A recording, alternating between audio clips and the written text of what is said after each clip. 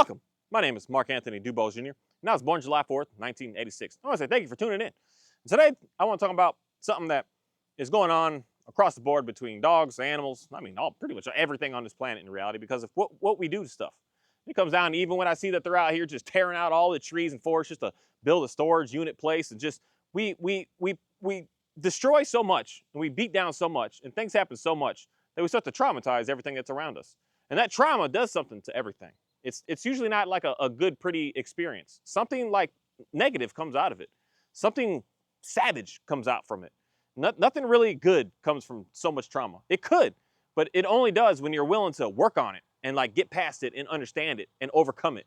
Then some great things can come. But if you're not able to work through it, work past it, and get over it, basically, I want to say. I don't want to say it like that, but get through it, then only negative things are going to keep coming from it. And one negative thing that really likes to come from trauma is addictions. And addictions are something that are for the most part, when I'm speaking of addictions, I'm speaking of things that are not so pleasant, not so great, not so good for you. Things that are destroying you, things that are beating you down, things that are limiting you, things that are not allowing you to be able to just do what it is that you need to do. Things that make you feel uncomfortable majority of the time, if not all day long. Not good stuff. There's good addictions that we can get ourselves into. But when I'm talking of addictions, I'm talking of like real bad alcohol use, real bad drug use, real bad gambling use, real bad trying to be being a people pleaser to the point of having it be an addiction to you, that you're just like, you have to like be so good and be so right and look so good and look so right. Doing stuff like that, excessively trying to help out, knowing that you can't actually do it, but you're just trying to help out, thinking that, oh, it's good, and just doing too much. This stuff like this happens, and it's a bad thing that happens in like the dog world when it comes down to these rescues and people adopting dogs and stuff.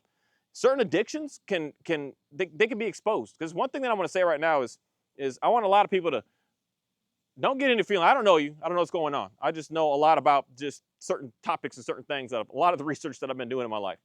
But one thing that I do know is that's kind of confuses me a lot is the whole multiple dogs things and not having a need and a purpose for them. If you had 5 dogs, well, I got 5 dogs. I got one that I don't have a need for right now. But it's just me. I have my own addictions and my own trauma that I'm dealing with. But if you got 4 dogs in your house right now, and none of them have a single job, none of them, you don't have like a service dog, a therapy dog, nothing. They're just dogs. I just question like, what's going on with that? Because you're like trying to help out in something that in the end, more than likely, you're not going to be able to help out with, because it's going to be an overload for someone to have to possibly think to do and deal with.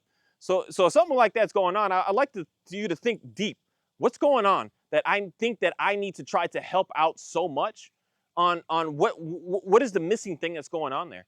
Because most cases, what's happening is you're trying to help out. You're trying to be a people pleaser. You're trying to do these things. And it's because you're running away from something that's inside of you that's going on. And you're thinking that if I could fix all of this out here, then I'll be able to fix me. And it just doesn't work that way. It doesn't work that way. And one thing I want to talk about today, and it comes down to, in reality, what goes on with a lot of these dogs is the concept of the learned helplessness. It's something that we apply to these dogs. And we look at it and call it dog training. And it's not training at all. It's just getting the dog to know that if it even thinks about trying to challenge the leash, that it's in reality just, if it not thinking it's going to die, it knows that it's just going to keep getting pressure after pressure after pressure after pressure that it's not going to be able to handle and deal with until they just comply. And then the pressure just goes away. But that doesn't train the dog. That doesn't give the dog a sense of like a better world, a better life. All it does is shut them down to that one scenario that's going on. This is a thing that happens to a lot of folks. This is why for me, if I could just tell anyone to stop looking at anything dog training related, it would be the 5-minute how to get your dog to loose leash walk. If everyone could just get the heck away from that, you would see that your dog would be much, much, much, much, much better. Much better. My goodness, much better. If you could just get the heck away from these 5-minute fixes. 5 minutes, your dog is just a 5 minute, especially the walk. If you're taking your dog outside and it's in public and you're just cranking and yanking on that leash, you're going to collars, you're going to this, you're going to e-collars to try to get your dog to walk with you, you're putting your dog into a sense of learned helplessness. You're not training the dog. You're showing the dog that you better not question my authority. And that's going to traumatize the dog. Because what happens is that dog is going to get traumatized. And all cases, the dogs don't look. This is why when someone says, oh, look at this video, see me doing this. They don't show like no one just shows the whole freaking thing. Day by day by day, what's going on with the dog. Because what happens is the dog starts to get nervous. They start to get shy. They start to get like unweary of like, oh my goodness, what's going on? What's happening? What's happening? What is this? What is that? And they learn like through days and through time that this is just going to continue to keep happening. That's why when you walk back and forth, you go to the end of the leash and you yank the leash, you go to the end of the leash, you yank the leash, you go to the end of the leash, you just keep doing that. At some point, you're not teaching and training. The dog is going to learn, oh my goodness, I'm going to keep getting this if I just keep doing that. That's why in most cases, you have to like keep going up in collars because you're not training. You're not showing the dog what you're looking for. You're just shutting the dog down to get the dog to comply to what it is that you're doing. And what happens with that is, in some people's minds, oh, that's fun, that's okay, that's acceptable. Because you have something where I'm going to straight up say it like this, lacking that's in us that we need and want and desire that sense of control. We want that sense of control because that makes us in the moment feel good. It's like, oh, okay, I got that figured out. And it gives you like this boost, this shadow. All done. Go home. It gives us this boost of like, aha, I did something great. And it can make you feel good. It can make you feel powerful, like walking around the neighborhood and walking with your dog and your dog's walking with you and it's good to go. But what happens is it's short-lived. It only lasts for a little while. And then it's something else, and then it's something else, and then it's something else, and then it's something else. That's what pretty much around the board is always going to happen. It's just going to happen. It has to happen because the main thing hasn't been solved, hasn't been fixed. And we haven't actually taught, we haven't actually trained. We haven't actually guided, and we haven't actually put in the work to be able to get what it is that we were actually wanting and desiring. We just use the level of, what I want to use the word is manipulation, to force a level of trauma to be able to get what it is that we're looking for. And what happens is, what's weird is, when one is in trauma that's having issues that they can't get past, they want everyone else around them to be in that exact same stance. They can't stand being around someone that just isn't like that. That's why when it comes down to the whole concept of certain words that we use on this planet, because in reality, the one word, the narcissist, they're not like strong, independent people. They're the weak and frail people. They are trauma bonded. Like they have so much trauma in their lives. That's why they have to have this fake persona, like they're the best and the greatest and the awesomest. And they want everyone to be just like them. That's what happens. And they want everyone to bond to their baggage, their problems, their chaos. And when they see someone that's not like that, it destroys them. They're just like, how can you not have all of this like negativeness in your life? How can you just be a chilling, hang out, calm type person? How is that possible? So they have to come in and try to destroy everything about you. And that's what we end up doing to the dogs. If we have any sort of trauma behind us, in us, we want that to be put on everything else. If you're nervous or something, you want to see everything else around you nervous. You don't consciously, this is the thing, you don't consciously look around like, yeah, I just want to make everyone mad today. No, that's not what's going on. But what does happen is, in most cases, in most of y'all's households, this is just going on and you don't realize it until it's too late. That everything started off a pretty chill, pretty smooth, pretty comfortable way. But then through time, things just started getting more and more and more into chaos. That's why a lot of times when we get the dog at first, it's good to go. It's nice. It's a nice dog. But later on, more and more and more chaos starts to come around because we haven't dealt with what we need to deal with, and now we want everything else around us to be in that same sense. That's why for me, some people that I've worked with, I mean, you smile when you see your dog get corrected. Back a lot of work I used to do back in the days. People would be like, just like, look at you. Look at you now. What you gonna do now? That type of attitude, that type of language. Because you have this sense of helplessness in you that you want to put everything else around in that same level of helplessness. You don't want to actually teach or train how to be able to get something out of that and or your own self out of that. You just want to double down more into it. And again, this most cases does not happen on a conscious level that I'm purposely thinking this and I want to do this. It's just happening. It's what's going on. That's what, in most cases, if you're a very independent type of person, everything's pretty smooth, you push that negativity away. And those people they'll come to you, but then once they realize that, because the main word I want to use there is boundaries. Once they realize that you're secure with yourself and you don't need and you're all right, they leave. They have to go away because they can't penetrate that. They can't deal with that. But they're looking for something that's weaker.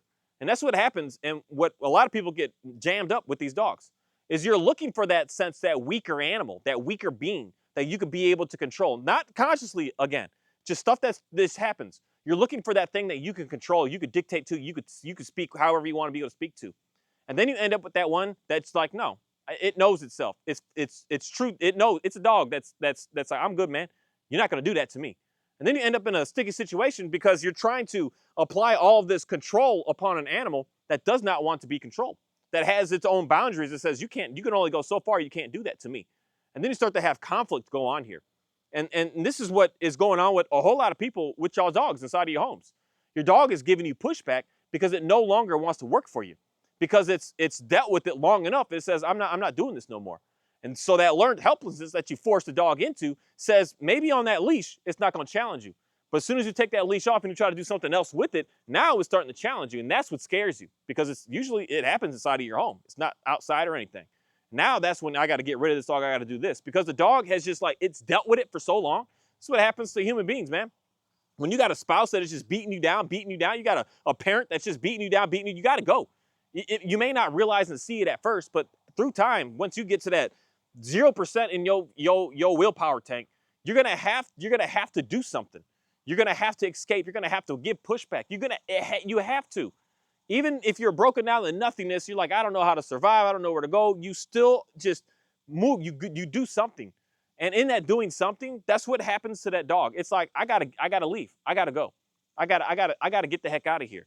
And if you're putting it on secure max lockdown, they're gonna start biting you. They're gonna start doing some things. They're gonna keep on trying to escape. They're not gonna want to be nowhere near around you, because they're gonna have to get through that trauma that's in them. They have to, straight up say it like that, cure themselves. They gotta heal themselves. They can't just live in that over and over and over and over and over again. This is what gets dangerous with a lot of these dogs, is because we're not actually training them. We're not teaching them. We're just teaching them that I am an authoritarian a figure, that if you even try to challenge my authority, I'm going to punish you. And I'm going to keep on punishing you until you comply. And if you don't comply, the punishment's just going to keep getting more and more and more extreme. That's why at first, the first punishment is, you better stay with me, you better calm down, I'll give them a treat. And then you start to go to the next collar, then the next collar, then the next collar, then the next collar, then the next system of training, then the next, and the next, and the next, and the next. That's the addict that kicks out, because you're wanting to go more, more, more, more, more, more, more, more. You got this addiction in you that just has to keep cruising. It has to keep going. It has to just keep, I got to find that next thing. As opposed to realizing, maybe I should just take 1,000 steps back and actually teach the dog. Actually train the dog. Actually show the dog what it is that I'm looking for. Actually be in tune with understanding what dog even actually truly is and what they represent. That's not what we're doing anymore. We're just shutting these dogs down and saying, oh, I trained the dog. That is not trained in any sort of way, because a trained dog, you would be able to speak with, communicate with no nothingness. I'm constantly training this dog all day, not all day, every day, but every time that I'm with her, I'm trying to spend more and more time with her, because she's tired right now. When after we've been running, she's like a whole different species. Like, she's a completely different animal. She's nothing of the same. But if I don't run her for the day and then I come make a video, she's much more moving and cruising. Where today she's dang near, she's just dead to the world right now. We had a hard run, a real hard run today, a hot run today. But what happens is, I'm sitting here, I'm going to continue to keep on teaching her and teaching her and teaching her. And that's why at some point this leash is just going to disappear, no matter where I go, what I got making happen, because I'm teaching her what I want. Now, if I start to force it in a way that I'm going to start to punish her to be with me, she's going to want to do everything but be with me. She's going to want to be as far as absolute possible from me. And that's what's going on with most of y'all's dogs. That's why you need more and more and more stuff. That's why you cannot have your dog without an e-collar on at all, period. Because the dog actually doesn't want to be with you. The dog wants to be away from you. It has no desire to even be nowhere near you. It's fascinating. I just always watch my dogs. They're always around. And I don't know what it is with these two, the Johnny and the Shadow Man. Oriole's putting his baby chicks up right now. He got stuff to do. But he'll, even when he's done with that, he'll be right back over here. They just want to hang out with where I am. When I'm at the house, they're at the house. Wherever I am, that's where they are. Because I'm teaching them. I'm training them what I'm looking for, as opposed to forcing that concept. Yes, I got a leash on the dog. I'm forcing her to be near me. But that's the fast track that we could be able to work together in tune with these dogs without having to put more pressure. I got enough pressure on her right now. I don't need more pressure. I don't need to shut her down. I don't need to get her to understand that if she doesn't listen, that she's about to die right now. I don't need to get her to that point. I just need her to be in the stance of this is just what we're doing. This is what's happening, not because she's in fear, but because she understands that this is just what the rules are. Because even when I'm out here and before I even get started, I don't put the leash on until I get started on the camera. She just hangs out. I just don't want her to take off at no chicken right. I'm just teaching her you're not just chasing chicken right now. She's going to get that. She's going to understand that. And she's just on the extreme with her prey drive. So it's just going to take me more time. But that's the difference of understanding what you're working with. Some dogs you can get faster, and some dogs are just going to take a lot more time. She's a young dog with a lot of drive in her. So of course she's just going to she's going to see it, like, ooh, squirrel, let's go. But we're going to work on that. And me working and training and teaching that is not coming down to forcing it in a way that I'm going to punish her, that she's going to die and or just keep getting this high level of punishment until she quits. That's not teaching anything. I just don't understand how that concept has came to us as people to think that that's how we work with stuff. But I do get it. I do get it. When someone is in that level of trauma themselves, they have to do that to everything else around them. They have to put this force on everything because they don't know how to do it and be it themselves. So they have to have everything around them look away. Everything has to be away because they don't know how to get that themselves. And it's just not gonna work. You're not gonna find any sort of success with doing things like that. All you're gonna do is create things that are just gonna want to keep running away from you, keep wanting to get away from you, keep wanting to have nothing to do with you. Because I made a video the other day, I don't know if I posted that. No, I didn't post that. About the concept of, are you in your home right now because you want to be? Or are you there because you don't have a choice? This is going on a lot with, like a lot of places that live like how we live here in America, that y'all are just there. And a lot of men, y'all are there because you're like, oh, I don't want to lose the access to the kids. I don't want to lose the house. I don't want to lose this. I don't have to pay child support. I don't want this. So you're there. But you're not actually there because you want to be. You're there because of all the negative things that could happen to you if you decide to leave. And that's that's toxic beyond toxic. That is a horrible way to be living on both sides of that, man and woman. That if you're there, woman, because I don't know how to be able to live on my own, I couldn't pay my bills, I couldn't this, you're just there just because of that. That is, you are living in a high level of trauma right now. Trauma that you do not know how to escape. And when you're living in something like that, this is where, oh, let's get a dog. And then you get the dog. And then you try to put all of your, this doesn't happen consciously, but you put all of your, like, what you want upon that animal. And that animal can't handle it because nothing can. You can't handle that. So what starts to happen is you start to have conflict happen. And the conflict with your husband or your wife, it's pretty simple. Shut up, woman. I'm going out. I'll be gone. And you just sit in the corner. But you can't do that to the dog. For a little while you can. But the dog's going to put its teeth on you. And these dog's teeth are dangerous. They're dangerous in the end of the day. And what's going on is we're expecting things from this animal that we don't even do ourselves.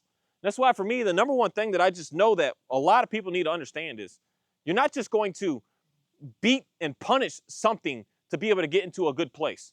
You're not going to be able to punish something to get it to look good. You're not going to be able to punish something to fix it to be able to do good and be right. It's not going to work. All you're going to do is create more and more conflict, more and more distance, more and more issues, more problems, and more problems. The more that you just keep punishing to try to get what you want. And even at the same time, too much praise. There's too much praise, but that's a topic for another day. Today, we're just talking about this learned helplessness on just punishing the dog to the point that it just quits. Punishing the child until it just quits. Punishing your siblings until they just quit. Your coworkers until they quit. Everything until they just quit. I mean, that's going on across the board today with like most big companies. They punish you to make you be at work. But do you want to be at work? Most work today, y'all don't want to be there. And because they're punishing you because of every little thing that you do. If you're not here at this time, you get this and this and this and this and this and this and this and this and this. So you're upon all this stuff. So you're just in this helpless stance of I just got to accept it. I just got to do it. I just got to make it happen. It just is what it is. And that's a horrible way for anyone, anything to be able to live on this planet. That's why we're always basically trying to run away, trying to get away, trying to get out. That's what's going on with most of y'all, with y'all, a simple dog. Your dog doesn't want to be nowhere near you. It's always trying to run away. It's running away. It's running away. That's the number one thing that I would just want everyone to question. Why is your dog running away? Why is it running away to the point that it just does not want to come back to you? It doesn't want to be nowhere near you. It finally gets into an open field and it's gone. I work so many dogs out here. I've got one field back there that's very nicely fenced in that some of these dogs that I see that are just wild, I just let them loose. It's like 2 acres. It's 2.5 acres. I think I measured it. It's a little over 2.5. It's a big area. When a dog is free in there, it's free. If it don't want to come to you, it's not going to come to you. And I just let that dog, I just let it go. I just let it be free. And then that's how I'm able to build that bond with that dog, because I'm just letting it do what it wants to do. I'm not chasing it. I'm not yelling at it. I'm not hounding it. I'm not doing nothing. I'm just allowing it to just know, like, I know what you used to get. I know what's going on in your world, but we're going to change that now. And I allow that dog to be able to express that, get that out, and just let it happen. Just realize, like, oh, there's at least one person on my side. And that's able to start the process to help the dogs be able to get in a better place. But they're going to be always on this, not always, but on a level of suspicion, because we're trying to punish every little thing about them. But once we stop doing that, you're also, this is hard. This is what's hard about trauma, because once you realize it, now you're going to start, now you have more bigger issues. Once you realize it, because all this that I've been saying is on that, you're just doing, you're not even realizing it. It's just going on. But once you realize that that's going on, now you're headed to some real problems. The real trouble, the real chaos in reality is going to officially start. Because now, once you recognize that, now you have to start to work upon it and deal with that. Now you're in a whole different level of understanding of life. And that's what goes on with the dogs at first. This is why once you start to release all of that pressure, when you start to not punish everything, the dog is going to go berserk. It's going to be the most frustrating transformation that you're going to have to go through. The most frustrating, the most aggravating, the most just painful, because it's going to just have this. They have to give pushback. They have to like be wild. They have to like not listen to you because you haven't been listening to them. And that's why most people in that moment are going to want to quit, because you're not seeing like this instant result. I want to see result right now. Give it to me now. When I put the leash on and I punish the dog, I seen it do something right away. But when you stop doing that, you're not going to see stuff just magically happen overnight. It's going to take time, because you're going to have to build a whole new bond here. Right now, you have a bond from trauma. We have to build it through praise, joy, fun, peace, love. I don't even know what more words to even put in there. Just a whole lot of great words, as opposed to it being based out of trauma. Because most of y'all, what's going on with your dog is bonded to you, and it's only there based off of trauma, not based off of love. And that's why the dog wants to be nowhere near around you, and or the dog is smothering you to the point that it knows that if it goes anywhere too far out, that it's going to get punished. And that is a horrible stance for the dog to have to stay in. The dog should know, like, just be chill, be neutral, be cool. But that's not what's going on. And what happens to most of these dogs is they run into that sense of control that is so damaging that everything is toxic around. And you can feel it, you can sense it, you know something's going on. But once you start to just sit and recognize and see it, that's when the real help is going to actually come to you. That's when the real success is actually going to happen. Because you're going to realize like what it actually takes to train, what it actually takes to work with. Because this is why most dog training today it's not dog training. It's called dog learned helplessness. The dog learns that it's not going to work past this pressure, or something bad is going to happen. It's going to keep getting punished after punishment. The punishment is not going to stop. It doesn't stop. It doesn't stop. That's why when sit is sit, and you better not get up if I said sit. You're just going to keep punishing the dog until it does it. Punish, punish, punish. Do you think you trained the dog to sit at that moment? No. The dog, it learned that if it doesn't want to get beat anymore, whipped anymore, spanked anymore, choked anymore, it's going to sit. It's going to do it.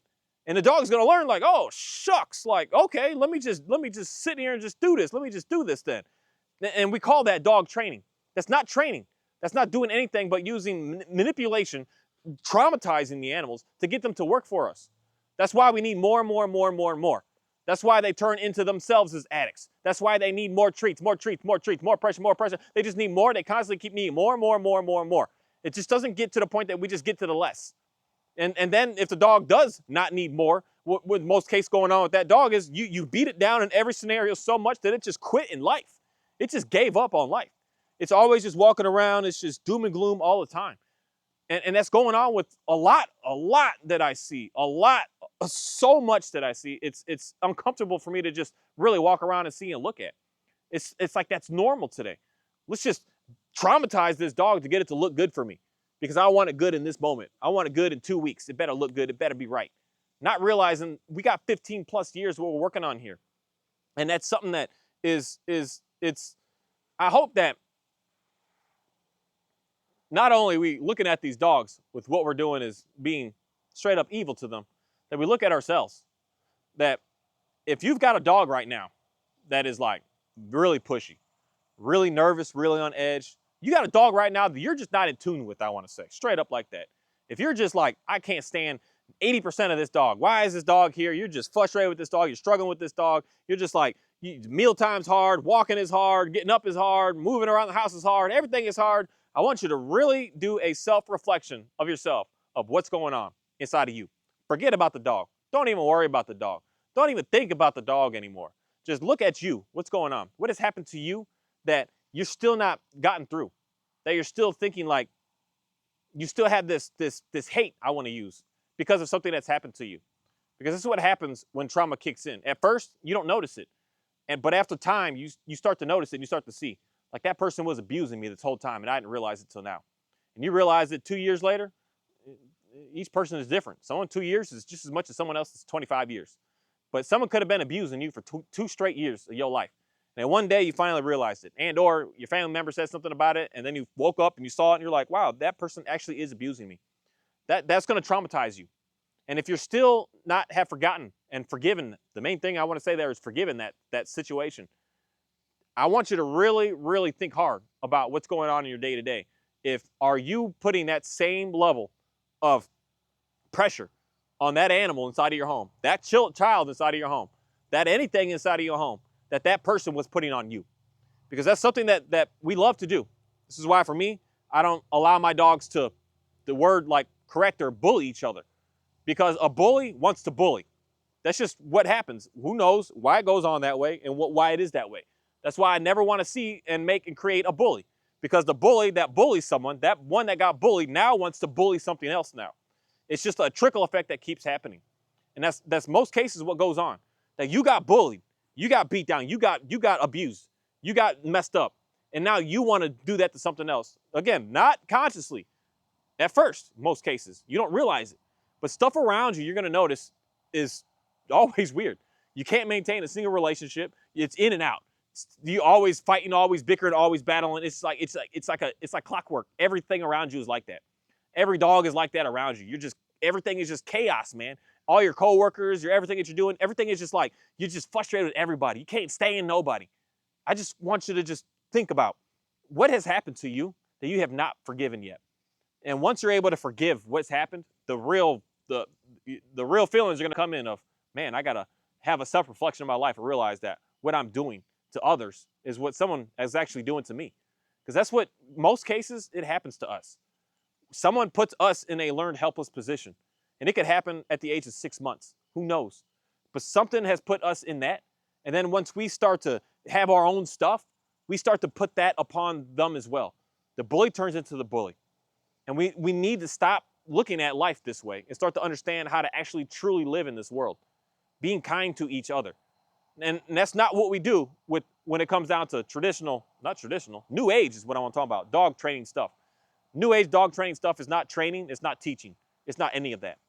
It's just dictating, and it's just making the animal submit and putting it into that helpless stance. That if it messes up, something's going to happen. And the dogs aren't dumb. And this is why you need something here, and then later on you need something more and more and more. Now, I want more people to just think about these simple concepts that I'm going to continue to keep talking about when it comes down to trauma. Because most cases, these dogs, they're traumatized people. And we're just trying to work them in a way as if they're like, I don't want to use this word, but perfect, like healthy, good sound state of mind. And they're not.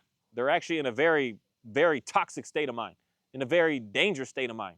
And we can't give a dog that is in a toxic state of mind a treat to say, good job, good job. It's just not going to work. But a dog that isn't traumatized, such as like more likely my border collie, more likely this dog here, I could probably give her treats and she'd probably be fine. But she had, no, not this one. Because of how I got her, she was older. I stripped her from her family. She had another Dalmatian she was with.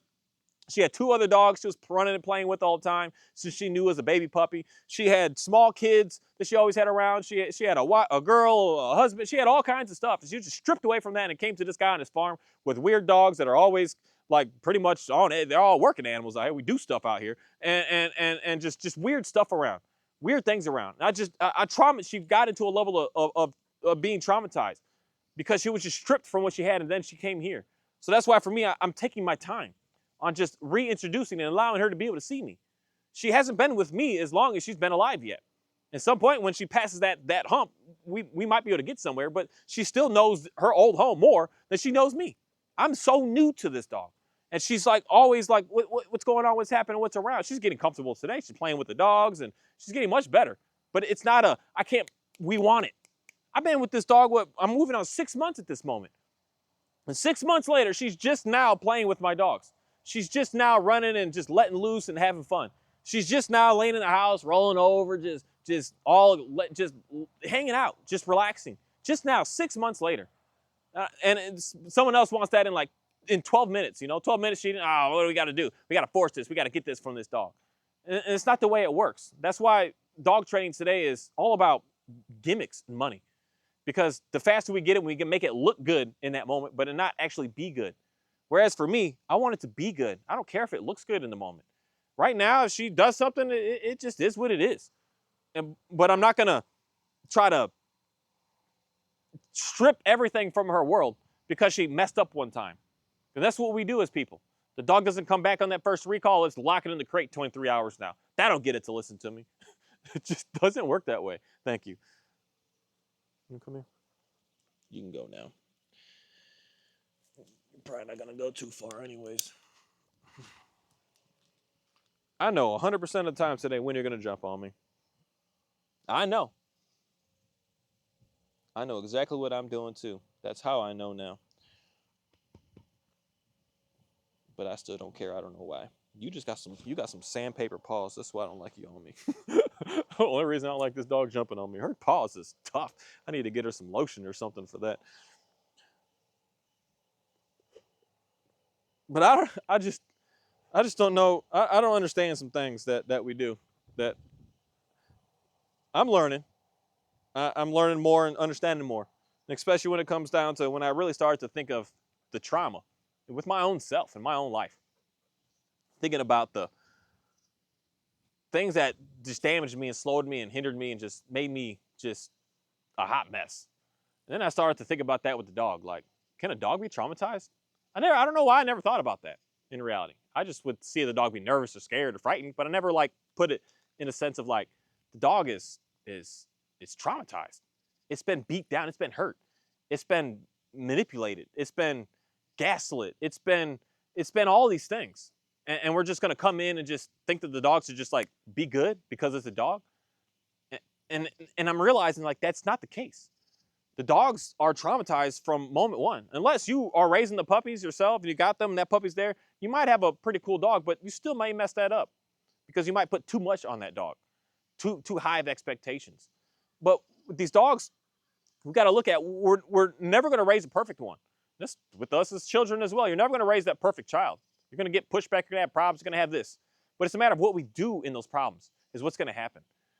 And if we're constantly punishing the dog for what it's doing, the dog's not going to learn to do anything in the right way that you're looking for. It's going to continue to keep on getting, in reality, just worse and worse and worse. It's going to want to run away more and more and more. It's not going to want to be anywhere near you. It's going to want to do everything in its power to just create distance. And that's great for dog training because that's what e-collar dog training represents. Let's put this collar on the dog to force it to want to stay with you. And all that does is traumatize the dogs. It puts the dog into that learned helplessness of, I'm not even going to try to even think about messing with this because otherwise they're just going to keep doing it over and over and over again. So I just quit. I just accept defeat. I just accept this is just what it is. That's a horrible way for anything to live and be in existence on this planet.